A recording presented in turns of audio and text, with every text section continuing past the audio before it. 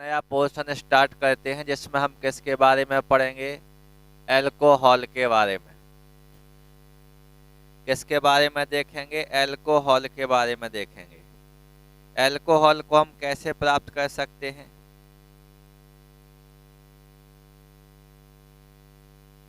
इसके लिए सबसे पहले देखेंगे एलिफेटिक से प्राप्त हुए हाइड्रोक्सी यौगिक को अल्कोहल कहते हैं।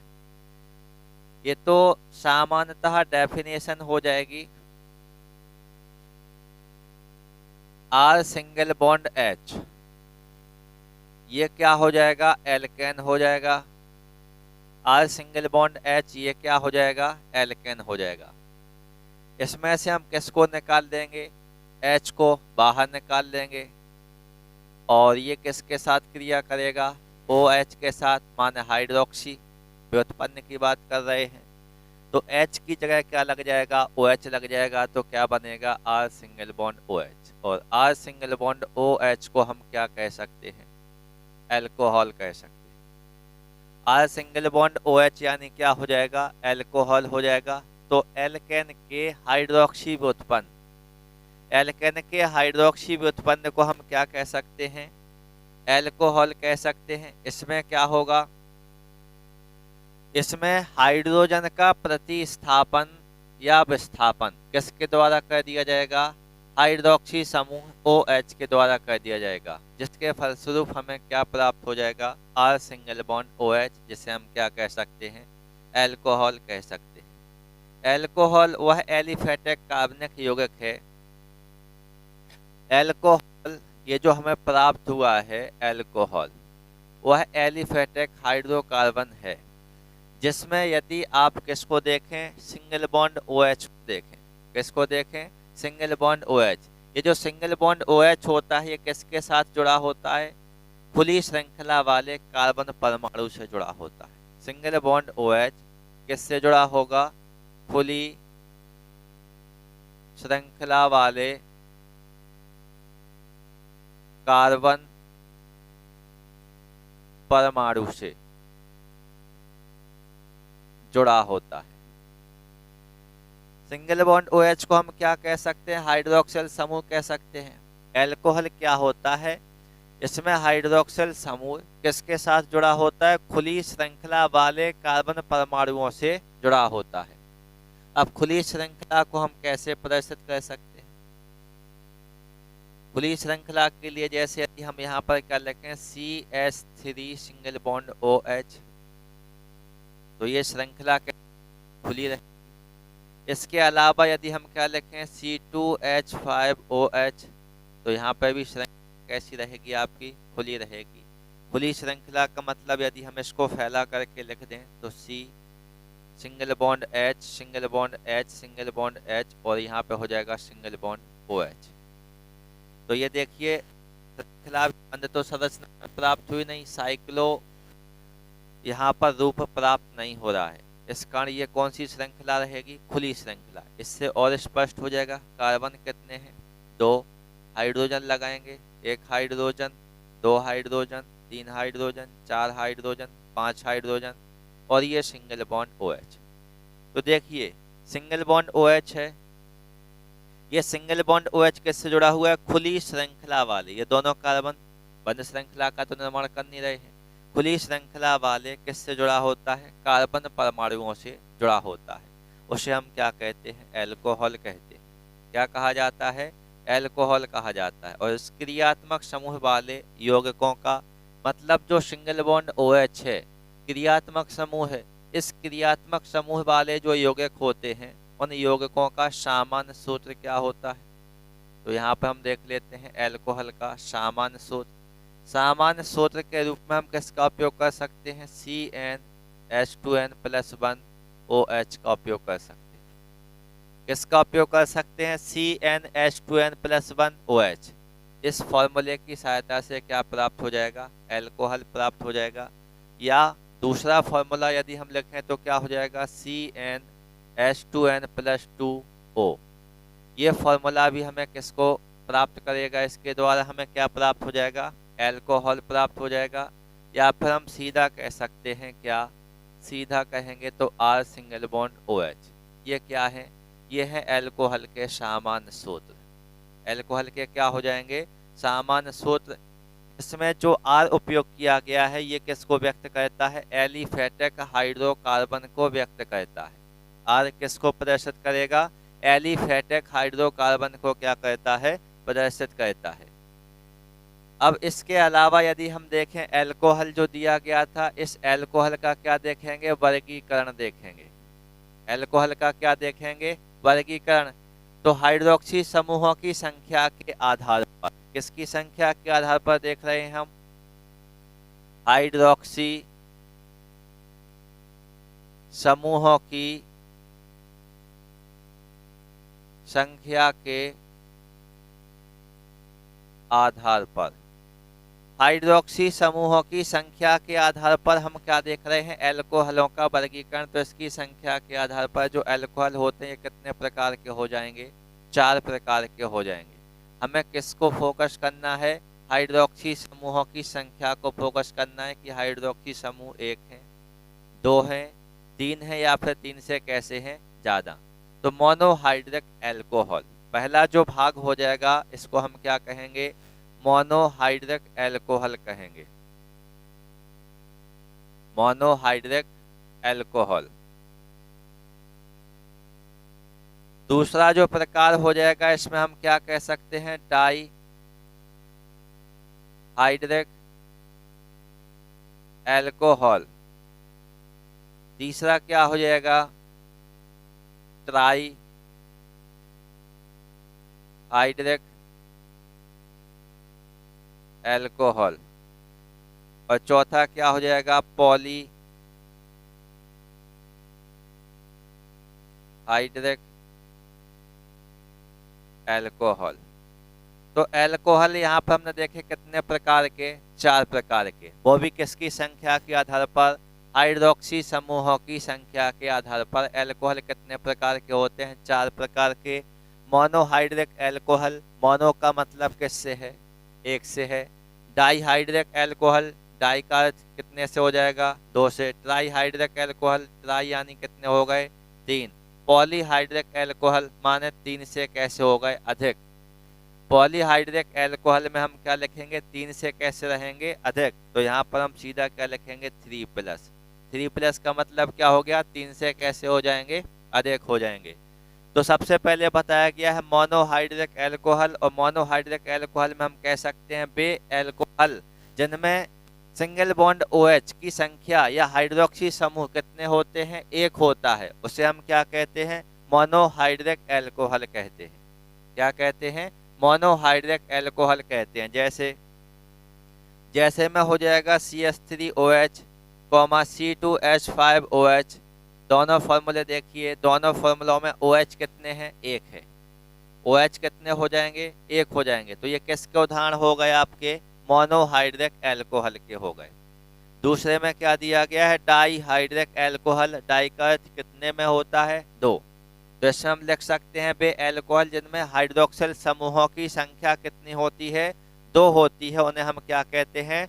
डाईहाइड्रिक एल्कोहल कहते हैं। क्या कहते हैं? डाईहाइड्रिक एल्कोहल कहते हैं। जैसे एथिलीन ग्लाइकॉल, जैसे में क्या हो जाएगा? Ethylene glycol. एथिलीन ग्लाइकॉल का फॉर्मूला यदि हम लिखें तो क्या बनेगा? CH2 single bond OH single bond CH2 single bond OH। तो इसमें देखिए फॉर्मूला किसका है? ये एथिलीन ग्लाइकॉल का है। और एथिलीन ग्लाइकॉल में OH यानी हाइड्रोक्सिल समूहों की संख्या कितनी है? 2 है। हाइड्रोक्सिल समूहों की संख्या 2 होने के कारण ही इसको हम क्या कहते हैं? डाईहाइड्रिक एल्कोहल कहते हैं। और तीसरा क्या दिया गया है? ट्राईहाइड्रिक एल्कोहल, जिसमें हाइड्रोक्सिल समूहों की संख्या कितनी होती है? 3 होती है। उन्हें हम क्या कहते हैं? ट्राईहाइड्रिक एल्कोहल कहते हैं। क्या कहा जाता है? ट्राईहाइड्रिक एल्कोहल कहा जाता है। जैसे क्या हो जाएगा? ग्लिसरॉल हो जाएगा। जैसे क्या हो जाएगा? ग्लिसरॉल। ग्लिसरॉल का फॉर्मूला क्या हो जाएगा? CH2 single bond OH single bond CHOH single bond CH2OH।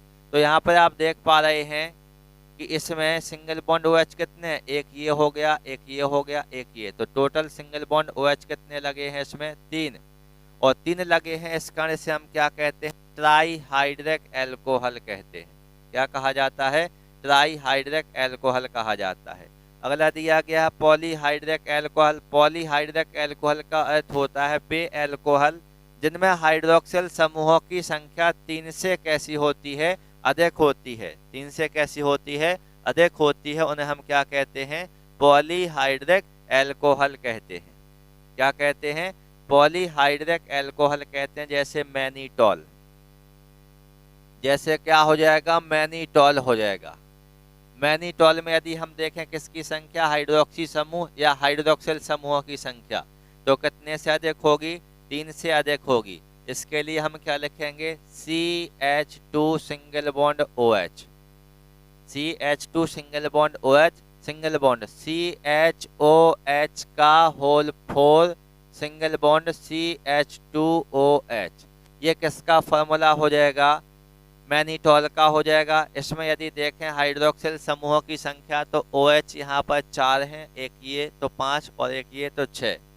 तो सीधा सीधा सा इसमें ये बताया गया था कि हाइड्रोक्सिल समूहों की संख्या 3+ होनी चाहिए, मतलब 3 से कैसा होना चाहिए? अधिक होना चाहिए। तो उसको हम क्या कह सकते हैं? फिर पॉलीहाइड्रिक एल्कोहल कहेंगे। क्या कहेंगे? Polyhydric alcohol. तो यहाँ पर हमने एल्कोहलों का वर्गीकरण देखा किसकी संख्या के आधार पर? हाइड्रोक्सी समूहों की संख्या के आधार पर। और हाइड्रोक्सी समूहों की संख्या के आधार पर हमें एल्कोहल कितने मिले? 4 प्रकार के मिले। इसके पश्चात यदि हम देखें तो प्रत्येक मोनोहाइड्रिक एल्कोहल को सिंगल बॉन्ड OH समूह से जुड़े कार्बन की परमाणुओं की संख्या के आधार पर भी हम वर्गीकृत कर सकते हैं। मतलब सीधा सीधा सा ये है कि आपने पढ़ा 1 degree carbon, 2 degree carbon, 3 degree carbon, 4 degree carbon. तो अब जो सिंगल बॉन्ड OH समूह जुड़ा होगा, सिंगल बॉन्ड OH समूह जो जुड़ा होगा, ये कितने डिग्री कार्बन से जुड़ा है? समूहों की संख्या या सिंगल बॉन्ड OH समूह किस कार्बन से जुड़ा है? किस कार्बन से जुड़ा है? मतलब कार्बन को देखेंगे कि वो कार्बन कितने डिग्री है। तो इसके आधार पर यदि हम वर्गीकरण देखें तो अब एल्कोहल कितने प्रकार के होंगे? 3 प्रकार के होंगे। हम देख रहे हैं मोनोहाइड्रिक एल्कोहल को OH समूह से जुड़े कार्बन परमाणुओं की संख्या के आधार पर। तो सबसे पहले यदि हम देखेंगे तो पहला जो एल्कोहल होगा इसे हम क्या कहेंगे? प्राथमिक एल्कोहल कहेंगे। कौन सा एल्कोहल हो जाएगा? प्राथमिक एल्कोहल हो जाएगा। दूसरा जो एल्कोहल होगा इसे हम क्या कहेंगे? द्वितीयक एल्कोहल कहेंगे। क्या कहेंगे? द्वितीयक एल्कोहल। और जो लास्ट में जो तीसरा प्रकार देखेंगे इसे हम क्या कहेंगे? तृतीयक एल्कोहल कहेंगे। क्या चतुर्थक एल्कोहल संभव है? नहीं है। क्यों नहीं है? क्योंकि कार्बन में यदि हम चतुर्थक 4 डिग्री कार्बन को देखेंगे तो उसकी संयोजकता तो कंप्लीट ही हो जाएगी। अब उससे तो हम सिंगल बॉन्ड OH जोड़ नहीं सकते। यदि जोड़ देंगे तो कार्बन की संयोजकता 5 हो गई। तो फिर फॉर्मूला कैसा हो गया? गलत हो गया। तो कहाँ तक जा सकते हैं? 3 डिग्री कार्बन तक जा सकते हैं। इसमें हमने देखा पहला प्राथमिक एल्कोहल, इसके बाद हमने देखा द्वितीयक एल्कोहल और तीसरे में क्या हो जाएगा? तृतीयक एल्कोहल हो जाएगा। तो सबसे पहले देख लेते हैं प्राथमिक एल्कोहल। प्राथमिक एल्कोहल के रूप में हम देख रहे हैं R single bond CH2 single bond OH। या फिर इसको हम दूसरे प्रकार से यदि लिखें तो या करके क्या लिख सकते थे? CH3 single bond CH2 single bond OH। ये हो जाएगा।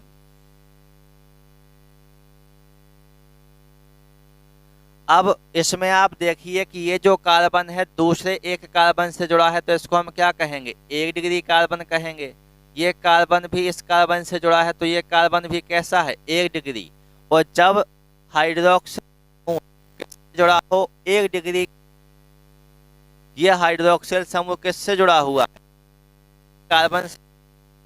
तो इस हाइड्रोक्सिल समूह के 1 डिग्री कार्बन से जुड़े होने के कारण अब इस एल्कोहल को हम क्या कहेंगे? प्राथमिक एल्कोहल कहेंगे। क्या कहेंगे? प्राथमिक एल्कोहल कहेंगे। इसके बाद क्या दिया गया है? द्वितीयक एल्कोहल दिया गया है। क्या दिया गया है? द्वितीयक एल्कोहल दिया गया है। तो द्वितीयक एल्कोहल में देख लेते हैं हम CH3 single bond C, single bond CH3, single bond H, single bond OH। अब इस वाले कार्बन को देखिए, ये वाला कार्बन कितने अन्य कार्बनों से जुड़ा है? 2 कार्बनों से। तो इस वाले कार्बन को हम क्या कहेंगे? 2 डिग्री कार्बन कहेंगे। क्या कहेंगे? 2 डिग्री कार्बन। और जब हाइड्रोक्सिल समूह किससे जुड़ा हो? 2 डिग्री कार्बन से जुड़ा हो, तो इस प्रकार का जो एल्कोहल होगा उस एल्कोहल को हम क्या कहेंगे? द्वितीयक एल्कोहल कहेंगे। क्या कहेंगे? द्वितीयक एल्कोहल। ये हो जाएगा आपका आइसोप्रोपिल एल्कोहल का फॉर्मूला। आइसोप्रोपिल एल्कोहल का फॉर्मूला। इसको हम कैसे लिख सकते थे? CH3 आइसो का चिन्ह, CH सिंगल बॉन्ड OH। ये जो संरचना है इसमें आपको 2 डिग्री समझाने के लिए ऐसा लिख दिया गया है। इसको हम ऐसे यूज करेंगे, इस फॉर्म में यूज करेंगे। ये कौन सा हो जाएगा? 2 डिग्री एल्कोहल हो जाएगा। क्या हो जाएगा? एल्कोहल। हालांकि यहाँ पे भी समझा जा सकता था कि ये जो OH जुड़ा हुआ है ये इस कार्बन से जुड़ा हुआ है, और ये जो कार्बन है ये इन अन्य 2 कार्बनों से जुड़ा है। इस कार्बन को हम 2 डिग्री कार्बन कहेंगे। तो जब 2 डिग्री कार्बन से सिंगल बॉन्ड OH जुड़ा हुआ है तो इस प्रकार का एल्कोहल भी कैसा होगा? द्वितीयक एल्कोहल होगा। इसके पश्चात यदि हम देखें किसको? तृतीयक एल्कोहल को। तो तृतीयक एल्कोहल के रूप में हम किसको बना सकते हैं? इसकी संरचना को यदि हम बनाएंगे तो CH3 single bond C, single bond CH3, single bond CH3, single bond OH। अब इस वाले कार्बन को देखिए, ये वाला कार्बन अन्य कार्बनों से जो 3 कार्बनों से, इस कार्बन को हम क्या कहेंगे? 3 डिग्री कार्बन। और 3 डिग्री कार्बन से क्या जुड़ा हुआ है? हाइड्रोक्सिल समूह जुड़ा हुआ है, यानी OH समूह जुड़ा हुआ है। इस कारण इस एल्कोहल को हम क्या कहेंगे? तृतीयक एल्कोहल कहेंगे। क्या कहेंगे? तृतीयक एल्कोहल। और इसका नाम हो जाएगा आइसोब्यूटिल एल्कोहल। इसका नाम क्या हो जाएगा? Isobutyl alcohol. नाम क्या हो जाएगा इसका? आइसोब्यूटिल एल्कोहल हो जाएगा। बात समझ गए? तो हमने देखा एल्कोहलों का वर्गीकरण 2 प्रकार से देख लिया। इसके बाद अब हम देखेंगे नामकरण। एल्कोहल का क्या पढ़ेंगे? नामकरण पढ़ेंगे।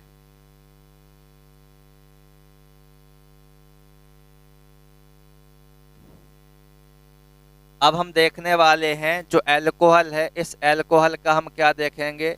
नामकरण देखेंगे।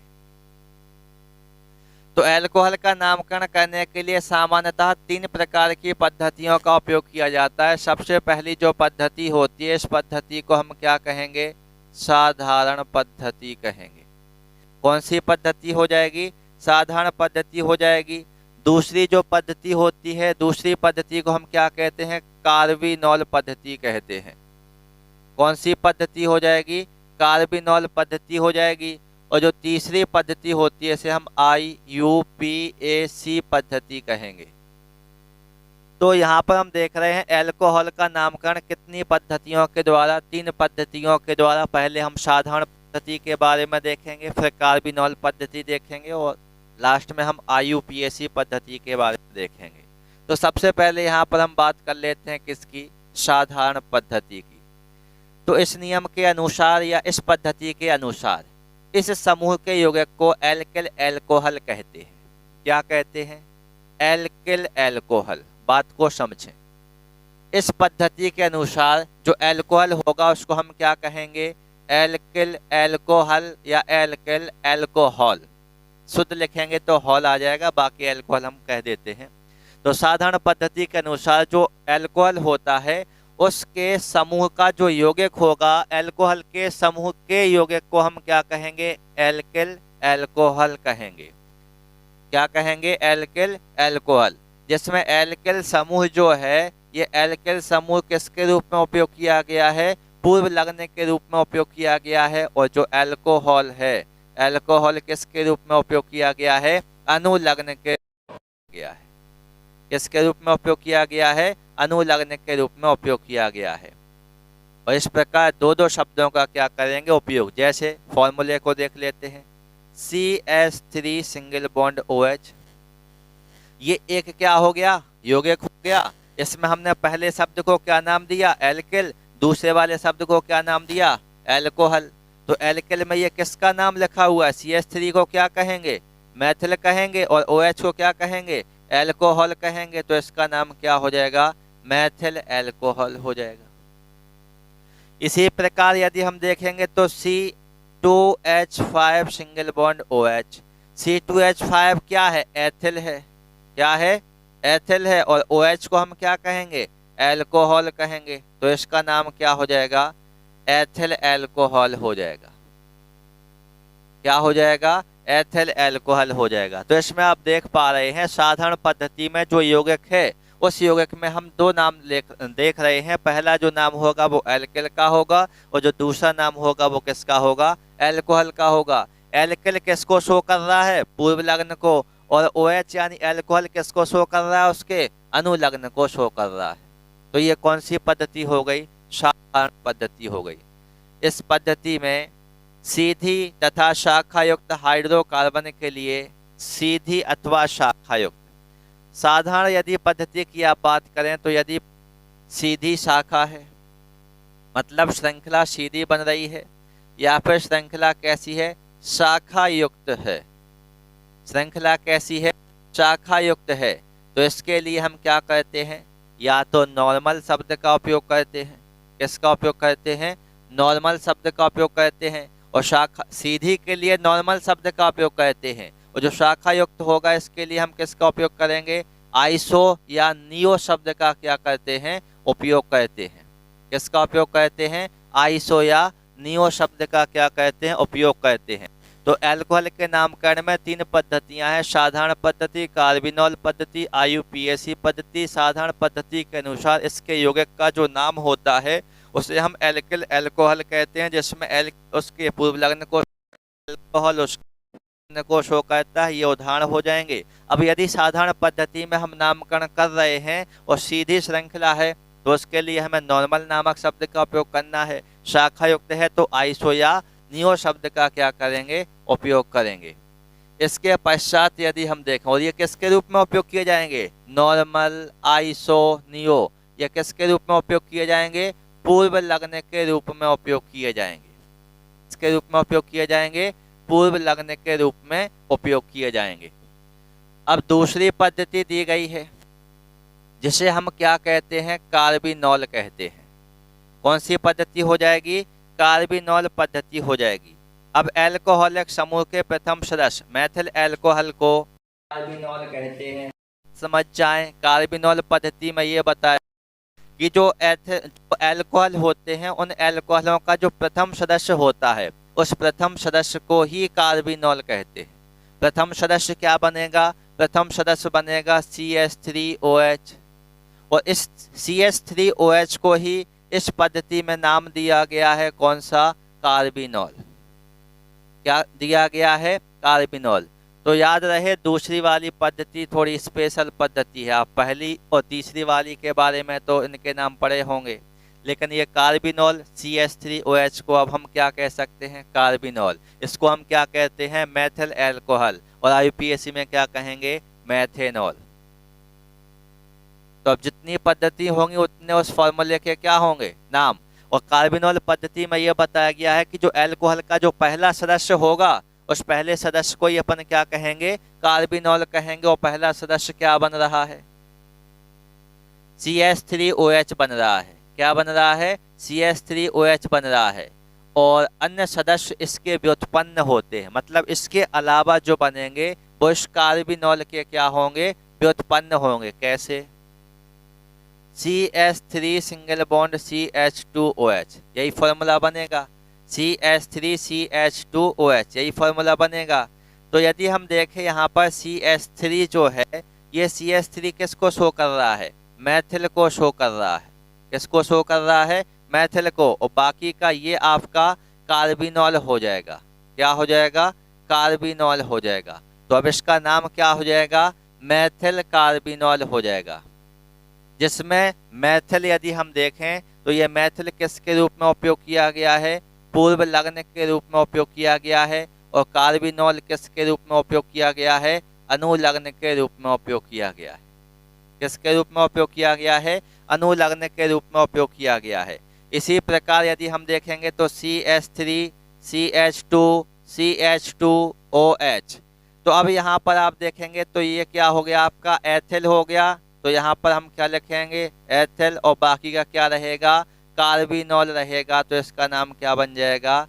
एथिल कार्बिनॉल बन जाएगा, जिसमें एथिल किसको शो कर रहा है? उसके पूर्व लग्न को शो कर रहा है, और कार्बिनॉल किसको शो कर रहा है?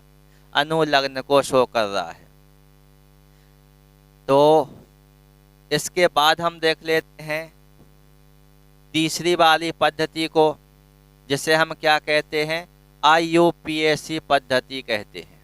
कौन सी पद्धति कहते हैं? IUPAC पद्धति कहते हैं। और इस पद्धति के अनुसार एल्कोहलिक यौगिकों को एल्केनॉल कहते हैं। देखिए, इस पद्धति के अनुसार जो इसके यौगिक रहेंगे उन यौगिकों को हम क्या कहेंगे? एल्केनॉल कहेंगे। क्या कहेंगे? एल्केनॉल। एल्क का मतलब कार्बन की संख्या से है। किससे है? कार्बन की संख्या से। तो IUPAC पद्धति के अनुसार इसके जो यौगिक रहेंगे उन यौगिकों को हम क्या नाम दे देंगे? एल्केनॉल नाम दे देंगे।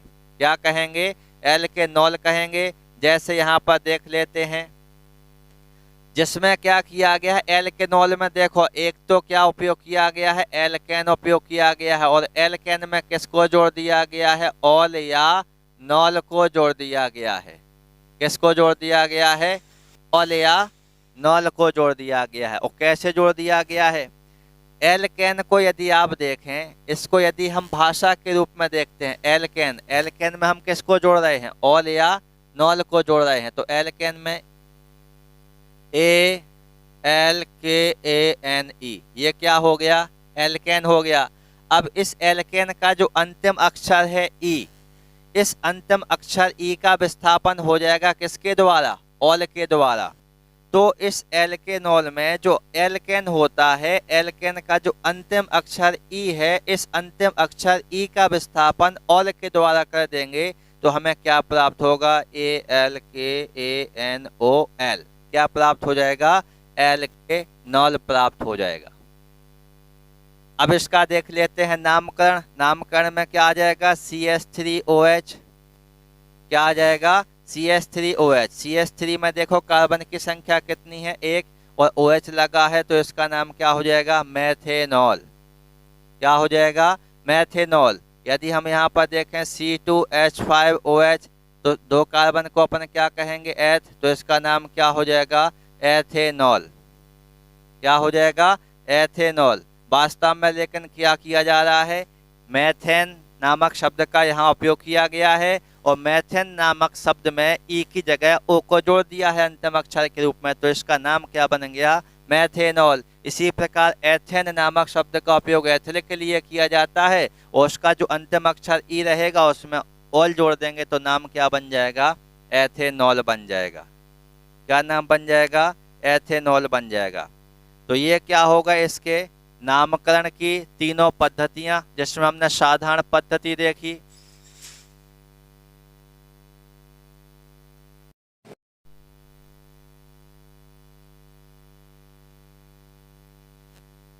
एक आपकी साधारण पद्धति हो गई, इसके बाद दूसरी आपकी कार्बिनॉल पद्धति हो गई, और तीसरी पद्धति को हमने क्या नाम दिया? IUPAC पद्धति। और अब हम बात करते हैं एल्कोहल में किसके बारे में? समावयवता के बारे में, आइसोमेरिज्म का गुण। एल्कोहल में समावयवता यानी आइसोमेरिज्म को, तो इस समूह के यौगिक दोनों ही प्रकार की समावयवता को प्रदर्शित करते हैं, चाहे समावयवता संरचनात्मक हो या फिर समावयवता कौन सी हो? त्रिविम हो। दोनों ही प्रकार की समावयवताएं किसके द्वारा प्रदर्शित की जाती हैं? एल्कोहल के द्वारा प्रदर्शित की जाती हैं। तो पहले हम यहाँ पर बात कर लेते हैं किस प्रकार की समावयवता की? संरचनात्मक समावयवता की। संरचनात्मक समावयवता। तो संरचनात्मक समावयवता में देखेंगे यह निम्नलिखित 3 प्रकार की समावयवता प्रदर्शित करते हैं, जिनके यौगिकों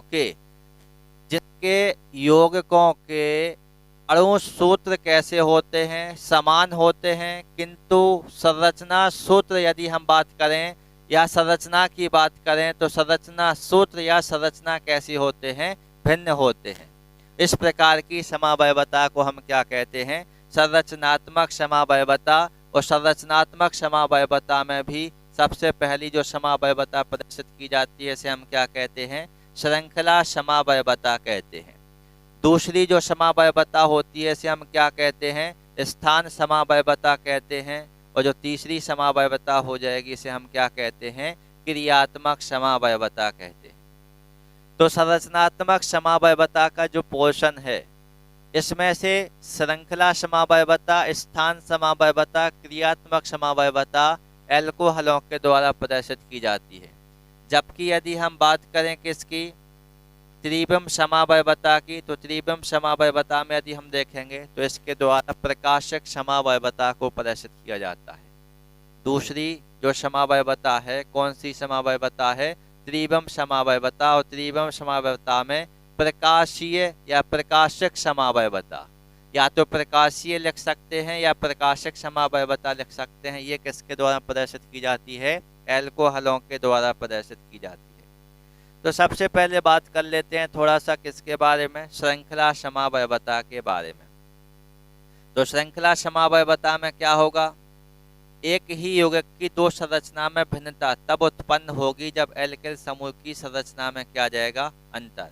और अंतर कब आएगा, अंतर आएगा जब एक अणु संरचना में एल्केल समूह सीधी श्रृंखला युक्त होगी और दूसरी कैसी होगी, शाखा युक्त होगी। तो देखो एक अणु में हम देख रहे हैं कि एक अणु में एक श्रृंखला देखेंगे सीधी, और उसी अणु की एक श्रृंखला देखेंगे कैसी, शाखा युक्त देखेंगे। तो श्रृंखला में क्या हो गया, परिवर्तन हो गया। श्रृंखला में परिवर्तन कब होगा, जब एक तो इसकी जो श्रृंखला होगी ये कैसी होगी, सीधी श्रृंखला होगी। और यदि एक श्रृंखला देखेंगे तो कैसी हो जाएगी, शाखा युक्त हो जाएगी। और शाखा युक्त हो जाएगी तो अणु सूत्र तो समान रहेगा, संरचना बदली। और संरचना किसके कारण बदली, उसकी श्रृंखला के कारण बदली। और श्रृंखला के कारण बदली, इस कारण इसको हम क्या कहेंगे, श्रृंखला संरचनात्मक समवायवता, या फिर सीधा कह सकते हैं श्रृंखला समवायवता। जैसे इसका यदि एग्जाम्पल देखें तो C4H10O, C4H10O ये किसका फॉर्मूला हो गया, ब्यूटेनॉन का, ब्यूटेनॉल का। किसका फॉर्मूला हो गया, ये ब्यूटेनॉल का फॉर्मूला हो गया। अब इसको अपन बना लेते हैं। सबसे पहले यदि हम इसकी सीधी श्रृंखला बनाएं, CH3 single bond CH2 single bond CH2 single bond CH2 single bond OH। Carbon की संख्या 4 है, हाइड्रोजन की संख्या 10 है, 3 5 7 9 और 1 10। ऑक्सीजन कितने हैं, 1 है, ये लगा हुआ है। तो ये सीधी श्रृंखला वाली हो गई। अब हमें कौन सी देखनी है, शाखा युक्त देखना है इसका पोर्शन। तो शाखा युक्त पोर्शन में यदि हम ब्यूटेनॉल को देखें तो इसमें क्या बनेगा, CH3 single bond CH3 single bond H single bond CH2OH। इसमें आप यदि देखें तो ये कैसी हो गई, शाखा युक्त। ये पार्श्व श्रृंखला के रूप में क्या निकला, CH3।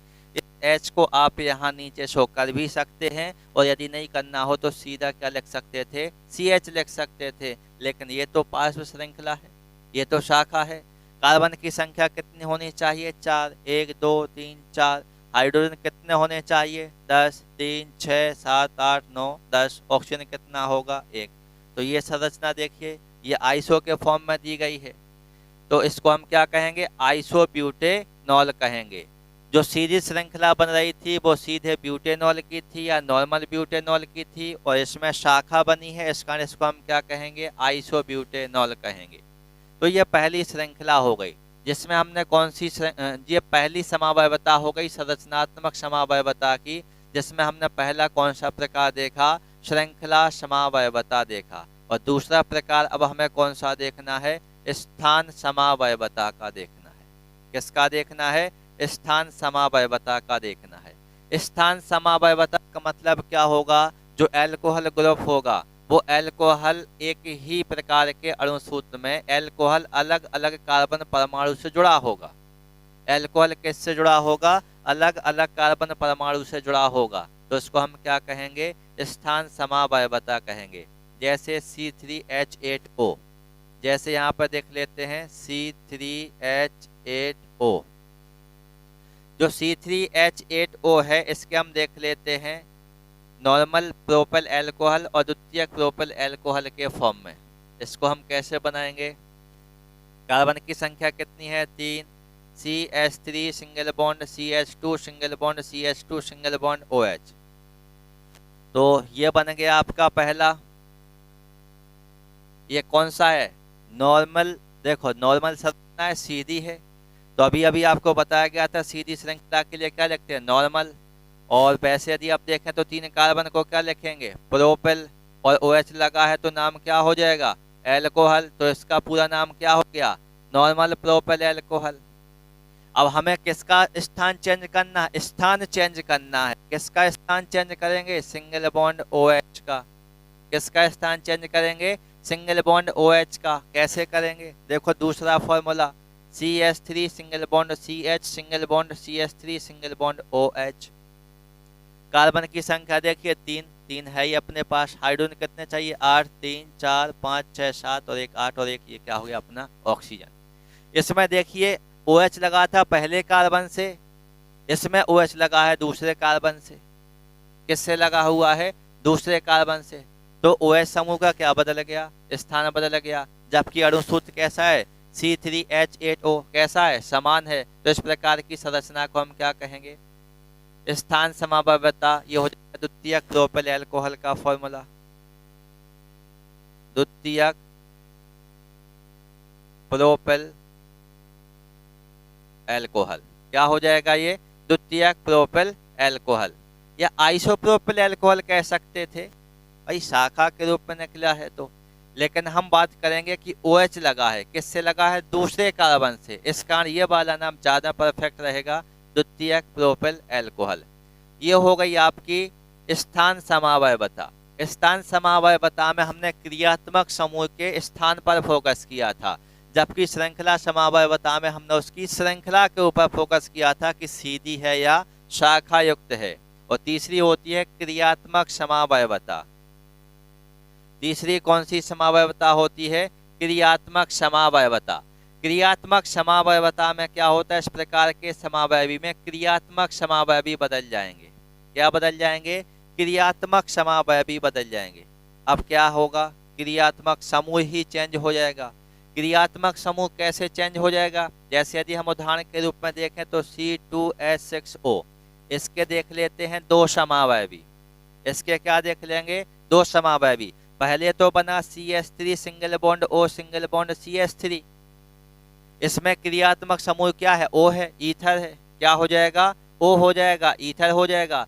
दूसरा क्रियात्मक समूह अगले में बना लेंगे C2H5OH। देखिए इसमें क्रियात्मक समूह एल्कोहल है, इसमें क्रियात्मक समूह क्या है, ईथर है। अब जब क्रियात्मक समूह में ही क्या हो गया, अंतर आ गया, परिवर्तन हो गया, तो इस प्रकार की समावयवता किसको प्रदर्शित करेगी, क्रियात्मक समावयवता को। जब सूत्र कैसा रहेगा, समान रहेगा। अब यहाँ पर अगले में दूसरा जो प्रकार दिया गया है समावयवता में, कौन सी समावयवता है, त्रिविम समावयवता। और त्रिविम समावयवता में बताया गया है, त्रिविम में क्या होता है, अंतरिक्ष होता है। और अंतरिक्ष में इनका स्थान कैसा होता है, भिन्न भिन्न होता है। जैसे ब्यूटेनॉल को देख लेते हैं। ब्यूटेनॉल, ब्यूटेनॉल यानी क्या, C4H10O, इसको हम क्या कहते हैं, ब्यूटेनॉल। और ब्यूटेनॉल में कौन सी समावयवता, प्रकाशिक समावयवता। कौन सी समावयवता, प्रकाशिक समावयवता। तो प्रकाशिक समावयवता में CH3 single bond C single bond C2H5 single bond OH single bond H। अभी तक हम ऐसे लिखते थे, अब हमने इसको ऐसे लिखा हुआ है। बीच में क्या लगा देते हैं, दर्पण लगा देते हैं। क्या लगा देते हैं, दर्पण लगा देते हैं। तो फिर क्या परिवर्तन होगा, CH3 single bond C single bond H single bond OH single bond C2H5। यही परिवर्तन होगा, नहीं होगा। पिछले लेक्चर में भी तो एक बार ऐसे समझाया गया था। ये कौन सा